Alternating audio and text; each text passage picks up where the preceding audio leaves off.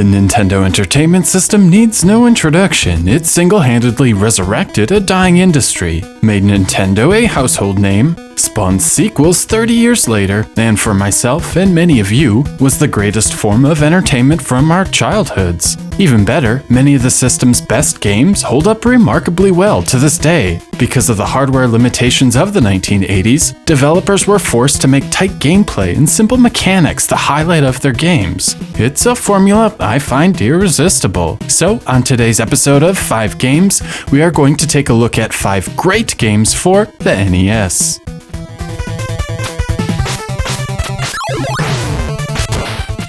Ninja Gaiden is probably more notorious for its brutal difficulty than anything else, but when you look past this, you'll actually find a remarkable game. You take control of Ryo Hayabusa on his quest to avenge his father's death. What makes Ninja Gaiden so terrific are the controls. Our hero goes from stop to full speed in just a few frames. His jumping is precise, and the katana strikes quickly with a good range. These all blend perfectly with the level design and enemy placement. Ninja Gaiden is all about precision and rhythm. Once you begin to memorize the level layouts and enemy placements, you'll begin to learn when the designers intended for you to jump and exactly when to swing your sword. When you get everything right, it's an intoxicating experience. When you get it wrong, it can be hell.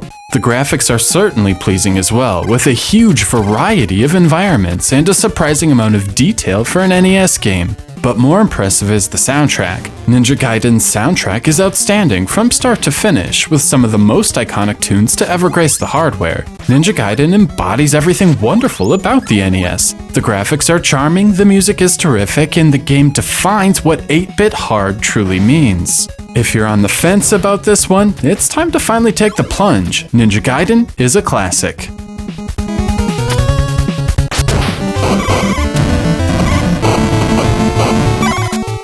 Super Offroad is often overlooked when talking about great NES games, but this is my favorite racer on the system. The NES version was actually ported to the system by Rare, and the quality really shows through. As you've no doubt noticed, this is a single-screen, top-down racer. You pilot a Toyota truck and must navigate through a series of dirt tracks in hopes of making it through all 99 rounds. Placing well in races, along with picking up money sacks that randomly appear on the courses, will allow you to buy upgrades. Upgrading is important because after the first 14 races, there are no continues. Failing to finish first will cost you a life. However, winning a race will replenish your life stock. Once you get a feel for the game, winning 50% of your races is challenging, but not impossible. The real reason Super Offroad is my favorite racer on the NES are the controls. The steering is nice and linear, and navigating the courses is an absolute breeze. The physics are fun too, with different jumps, bumps, and elevation changes actually altering the way the truck handles. And of course, if things aren't going your way, you have turbos, which give a nice boost in speed. These are limited, however, so you'll need to manage them properly to assure you are winning 50% of the races. If you're looking for a great 8-bit racer, look no further than Super Offroad.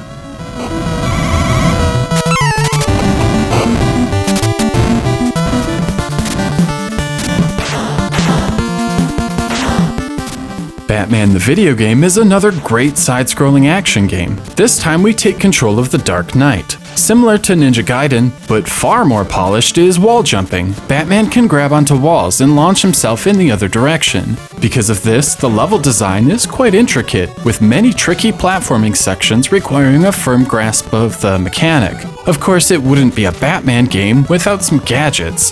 The Batarang is a boomerang of sorts, which has the added bonus of penetrating through walls and other obstacles. The spear gun can reach all the way across the screen, but is hindered by walls. Finally, the knives have a nice spread, can also penetrate through walls, but cost the most ammo points. Sadly, outside the weapons and the cape, Batman the video game doesn't really take advantage of the terrific movie license. Instead, the levels and enemy designs are of the generic variety.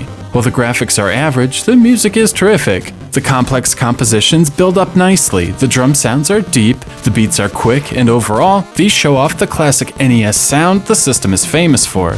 Batman the video game is also dirt cheap and well worth the price of admission.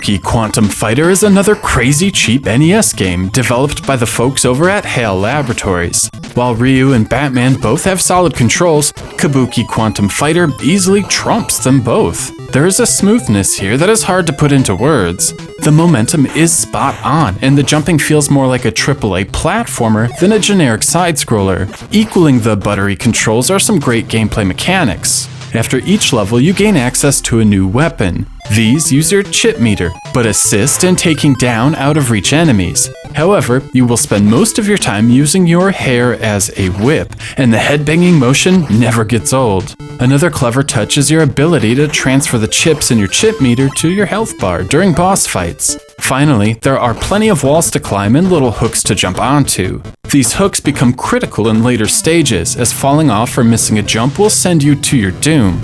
Still, with the tight jumping and excellent mid-air controls, the level design never asks more from you than what is possible. The pleasing visuals and techno-inspired soundtrack really round out the entire package. I rarely hear people mention Kabuki Quantum Fighter, but this is a fantastic little hidden gem.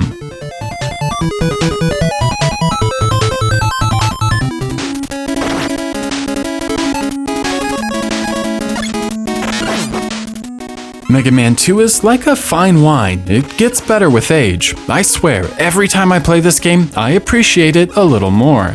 The game does everything absolutely right. The running and jumping feels terrific. The Mega Buster is an awesome weapon that shoots rapidly without ever running out of ammunition. Defeating bosses will earn you new upgrades, vastly expanding your offensive capabilities. The bosses each have a weakness, encouraging repeat playthroughs and experimentation to find the perfect order to play the levels. Oh yeah, the Mega Man series lets you choose which order you want to play through the initial 8 stages, which is a lot cooler than it sounds. The level design is awesome, mixing tricky platforming, tough enemy placement, along with horizontal and vertical game elements together in an incredibly satisfying way. The graphics push the limits of the NES hardware, with the massive sprites and smooth animations rarely seen outside of Nintendo's best efforts. Mega Man 2 oozes color, and the extreme hardware limitations didn't seem to stump the developers in the slightest. And of course, the soundtrack. The compositions found here just might be some of the best to ever grace a cartridge-based system. I could wax poetic about the epicness of Mega Man 2 for hours, but I'm afraid we're coming to the end of the video. Simply put, Mega Man 2 is one of the finest video games ever created, and a must-play for every generation of gamer. So, there you have it, 5 great games released for the Nintendo Entertainment System. Now, this is not a definitive list, nor is it intended to be a best of, and the NES has far more than 5 great games, so be sure to leave a comment and let me know which NES games you enjoy.